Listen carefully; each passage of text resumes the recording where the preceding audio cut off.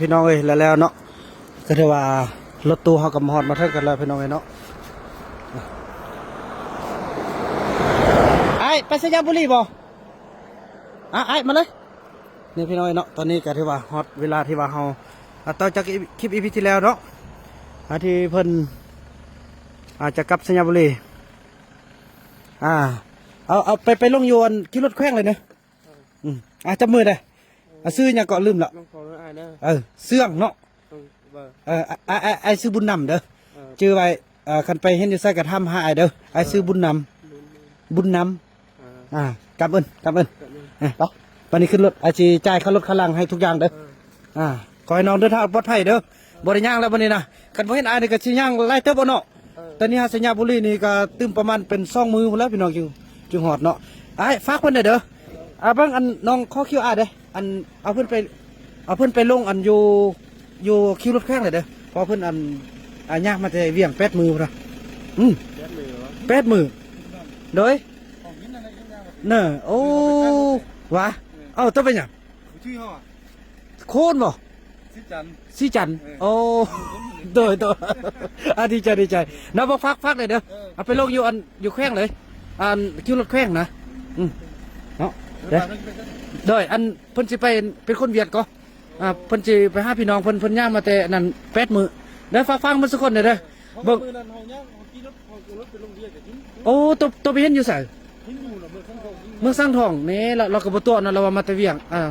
จังซั่นเด้อเสียเด้อมาไอ้ทึกเขาได้เอาไปลงแข้งเลยลงคิวรถแข้งหั่นล่ะแล้วเพิ่นนักสิเพิ่นนักฮู้แล้วแหละเพิ่นว่าบ้านปักฮู้ซั่นเพิ่นแต่ว่าเฮาลงแข้งเลยจังซั่นเนาะพี่น้องเนาะเพื่อเอาบ่าวผู้นำก็ได้ช่วยเพิ่น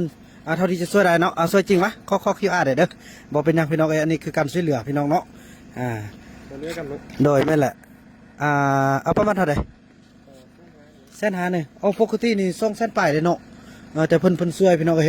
ขอบใจเจ้าของรถกันเด้อโอ้พี่น้องจะดีใจงามผู้ใดได้เดินทางมาอย่าลืมเนาะไปอุดหนุนเพิ่นเด้อพี่น้องเอ้ยเดี๋ยวอันขอโอนแป๊บนึงก่อนสัญญาณก็บ่ค่อยดีปานใดเด้อนี่เขตพอดีอยู่เขตช่วงบอลสัญญาณบ่ค่อยดีเนาะพี่น้องเนาะตายบ้านนี้เบิ่งเดี๋ยวเด้อสัญญาณเข้าก่อนพี่น้องเอ้ยโอ้ดีใจย่ามา8 มือพุ่นน่ะพี่น้องเอ้ยสัญญาณนี่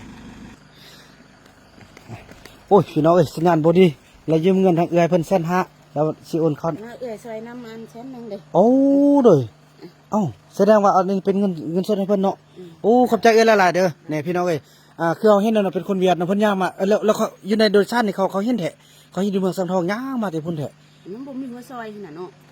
ก็ว่าแหละบ่ซอยยังว่าดีแต่มาเห็นเจ้าเนาะแม่นแหละคือว่ามันแบบแต่งตัวงามแล้วน้องก็สังเกตสังเกตเห็นแต่ว่ามันมีห้อยน้ำหั่นน่ะก็มันน่ะ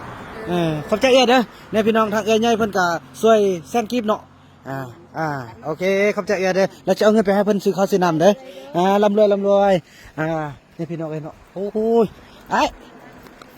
อันเม็ดเป็นคนช่วยอันนี้มันเส้น5แล้วของอ้ายเด้อนี่แล้วเส้นนึงแล้วเอื้อยเพิ่นช่วยแล้วจิให้เพิ่นโดยพี่น้องเอ้ยดีใจโอ้ยมาอันขออนุญาตไขตู้หน่อยนึงเด้เสื่องกันนะเด้ออันนี้มันเอื้อยนั่นเพิ่นบนที่น้องภาคพรเพิ่นช่วยน้องเส้นคลิปเด้อติดน้ำติดในโดยกำเอิญเด้อเดินทางปลอดภัยเด้อเนี่ยเอื้อยใหญ่แล้วคันน้องได้ดีมีหน้าในตอนนั้นแล้วไปเบิ่งเพิ่นได้เด้อเพิ่นช่วยเส้นคลิปช่วยเส้นหาเด้อเอาใจแล้วโดยจังซั่นเด้อเดินทางปลอดภัยเด้อขอบใจหลายพี่น้องเอ้ยโอ้ยเอื้อยเพิ่นก็ช่วยเนาะพี่น้องขอบใจเด้อขอบใจหลายในเอื้อยใหญ่เฮาพี่น้องเอ้ยเนาะเพิ่นโดยเด้อเอื้อยเส้นกันเด้อร่ำรวยเพิ่นก็ใครซื้อใครมันต้นพี่น้องเนาะก็เดี๋ยวเขาเพิ่นร่ำรวยเนาะส่วนน้องเสื่องก็ได้ขี่รถขึ้นไปทางสยามบุรีแล้วพี่น้องเนาะ6759พี่น้องเอ้ยเนาะกย่อ6759พี่น้องเอ้ยเนาะขอให้น้องเสื่องเดินทางด้วยความตลอดปลอดภัยเนาะพี่น้องดีใจพี่น้องแล้วก็ครั้งนี้ช่วยหมดเลยเจ้าของรถเพิ่นก็ช่วยปกติ200,000ไปแต่เพิ่นเอานำ150,000แล้วบ่าวนำก็ออก150,000เพิ่นหันก็ช่วย150,000พี่น้องเนาะ โอ้ยพี่น้องเอ้ยภูมิใจเด้พี่น้องเนาะฝากไลค์ฝากแชร์พี่น้องเอ้ยคนเฮาเห็นอยู่ไสก็ช่วยเหลือซึ่งกันและกันพี่น้องเอ้ยคนเฮาเลือกเกิดบ่ได้พี่น้องเอ้ยเนาะแต่สิ่งที่ปราศจากบ่ได้นั้นก็คือความตายล่ะพี่น้องเอ้ยแต่ว่าการตายนั้นก็ขอให้มีบาปและก็บ่แม่นมีบาปด้วยโอ้ยดีใจหลายขอให้มีบุญติดตัวไปนำพี่น้องเนาะสิ่งที่ติดตัวนั้นก็คือบาปกับบุญนั่นแหละพี่น้องเอ้ยเนาะถือว่าคลิปนี้อบอุ่นหลายพี่น้องเอ้ยเนาะได้ช่วยคนต่างชาติเฮาพี่น้องเนาะขอบอกขอบใจทุกท่านขอให้ฝากไลค์ฝากแชร์เป็นกำลังใจให้บ่าวนำด้วยเนาะคลิปนี้บ่าวนำขออนุญาตกล่าวคำว่าสบายดีจบภารกิจแล้วพี่น้องเอ้ยเนาะ